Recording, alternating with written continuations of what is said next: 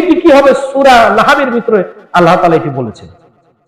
সম্মানিত ভাইরা আমার, আল্লাহ রাব্বুল আলামিন এই কোরআনুল কারীম যখন নাযিল হওয়া শুরু হয়ে গেল, বিশ্ব নবীজি মানুষের সামনে যখন কালেমার দাওয়াত দেওয়া শুরু করলেন, নবীজি এমন একটি সমাজ, এমন একটি গুণধারা সমাজে কালেমার দাওয়াত দিলেন।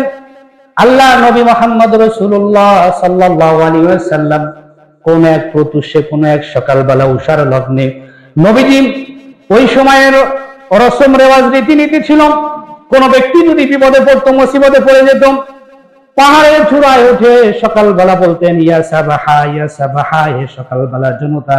আল্লাহ নবীজি ওই ধ্বংসপ্রাপ্ত, ধ্বংসের দিকে ধাবিত হওয়া একটা জাতিকে রক্ষা করার জন্য, বিশ্ব মানবতাকে শান্তির পথে ফেরানোর জন্য, নবীজি মানুষের কাছে সত্যের দাওয়াতকে উপস্থাপিত করার জন্য আল্লাহর নবী মুহাম্মদ রাসূলুল্লাহ সকালবেলা যখন পাহাড়ের পাদদেশে উঠে সকল লোকদেরকে আহ্বান করলেন ইয়া সাবাহা, ইয়া সাবাহা বলে, হে সকালবেলার জনতা, তোমরা এদিকে আসো। ওই সমাজের মানুষগুলো বুঝতে পারলেন নবী মুহাম্মদ সাল্লাল্লাহু আলাইহি ওয়াসাল্লাম তিনি আহ্বান করেছেন, তিনি নবী, এটা কিন্তু আগে স্বীকার করেন নাই। নবীজি যেই দাওয়াত দিলেন, যেই কালেমার দাওয়াত দিলেন, পাহাড়ে উঠে দাঁড়িয়ে এই কথা যখন বললেন ইয়া সাবাহা, সকল গোত্র এবং গোত্র প্রধান তাদের যারা নেতা কর্মী ছিল সেখানে উপস্থিত থাকলেন। ওই সময় উপস্থিত ছিলেন আবু লাহাব নিজেও। আবু লাহাব উপস্থিত। নবীজি সকলের সামনে অবলীলায়, অবগণ্ড চিত্তে, অবলীলায় দীপ্ত কণ্ঠে বললেন, বুলন্দ আওয়াজে বললেন, অবিভিন্ন গোত্রের লোকেরা, অগোত্রপতিরা, আমি যদি বলি এই পাহাড়ের অপর পাশে অস্ত্র সজ্জায় সজ্জিত একদল শত্রু বাহিনী তোমাদের জন্য অপেক্ষমান, তোমাদের প্রতি হামলা করবে, এই কথা বিশ্বাস করবে কিনা? ওই সময়ের সকল মানুষ অকপটেই বললেন, কেন বিশ্বাস করব না? 40টি বছর আপনি আমাদের জীবন, আমাদের সামনে জীবন অতিবাহিত করেছেন, আপনার জীবনে আমরা কখনো অনিত্য ভাষা, কখনো মিথ্যা কথা বলতে দেখি নাই। সুবহানাল্লাহ বলেন। শুধু 40 কেন, নবীজি জন্মনগ্ন থেকে শুরু করে তার ওফাত পর্যন্ত নবীজি জীবনে একটা মিথ্যা কথা বলেন। সুবহানাল্লাহ বলছেন, তার জীবনে কোনো মিথ্যার লেশ ছিল না।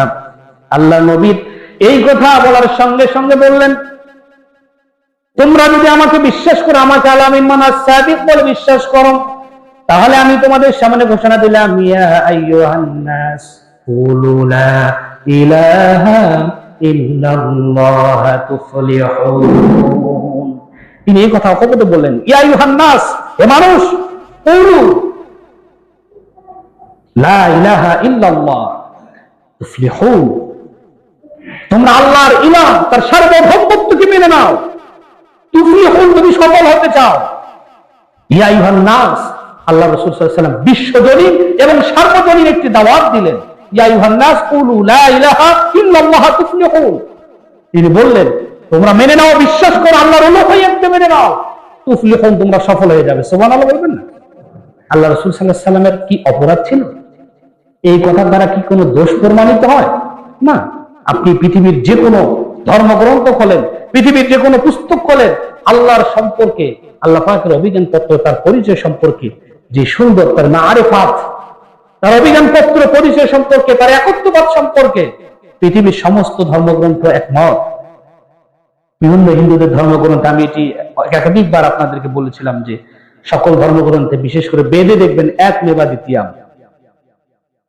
তারা বিশ্বাস করে যে এক ঈশ্বরবাদ। আমাদের মধ্যে অমুসলিম অনেক ভাইরা আছে, তারা কিন্তু মূর্তির কাছে মাথা নত করে না। প্রিয় ভাইরা আমার, একত্ববাদের দাওয়াত দিয়েছিলেন, তাওহীদের দাওয়াত দিয়েছিলেন, অবিভাজ্য সার্বভৌম ইলাহের দাওয়াত আল্লাহ দিলেন। কারণ আল্লাহ সূরা নাসের ভিতরে বলেছেন, কুল আউযু বিরাব্বিন নাস মালিকিন নাস ইলাহিন নাস। আল্লাহর সাথে বান্দার সম্পর্কের তিনটি অবস্থান। একটি হচ্ছে কুল আউযু বিরাব্বিন নাস, সকল মানুষের রব কে বলেন? আমাদের রব কে? আল্লাহ। মালিকিন নাস, তিনি হচ্ছেন আমাদের মালিক, বাদশা। ইলাহিন নাস, তিনি হচ্ছেন আমাদের ইলাহ, হুকুমদাতা, আইনদাতা, বিধানদাতা। তিনি হচ্ছেন সার্বভৌম ক্ষমতার মালিক। এই কথা কখনোই কোনো মাত্র অপরাধ ছিল না। ওই সময় আবু লাহাব, তার চেহারাটা অনেক সুন্দর ছিল। আর লাহাব শব্দের অর্থ কি জানেন?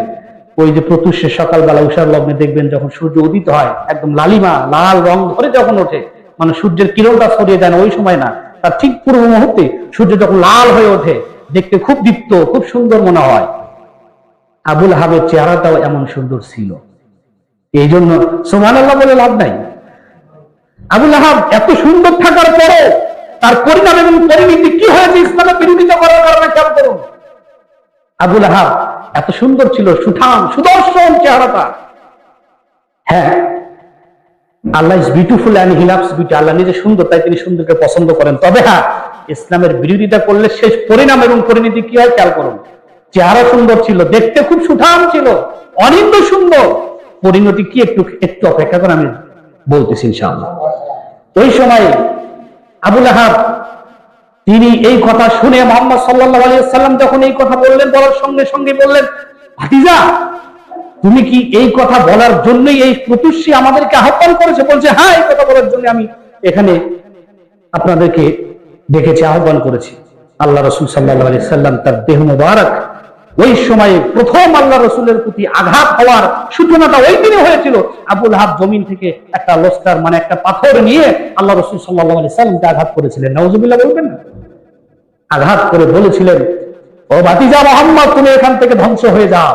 আমার আল্লাহ বললেন, বুঝতে পারলেন যে আমার রাসূলের আত্মা আমার রাসূলের উপর আঘাত করেছে, আমার প্রতি আমার রাসূলের প্রতি পাশবিকতা আমি সহ্য করি না। সাথে সাথে আল্লাহ সূরা লাহাব নাযিল করেছেন। সুবহানাল্লাহ বলেন, তাব্বাত ইয়াদা আবি লাহাবিন ওয়া তাব। খেয়াল করুন আমি কোন পয়েন্টের দিকে যাচ্ছি, খুব ভালো করে বোঝার চেষ্টা করুন। এই পয়েন্টের কোন দলের দিকে নিয়েন না, আবার আল্লাহর ওয়াস্তে। প্রিয় ভাইরা আমার, তাব্বাত ইয়াদা আবি লাহাবিন ওয়া তাব। আবুল আহাব বলল,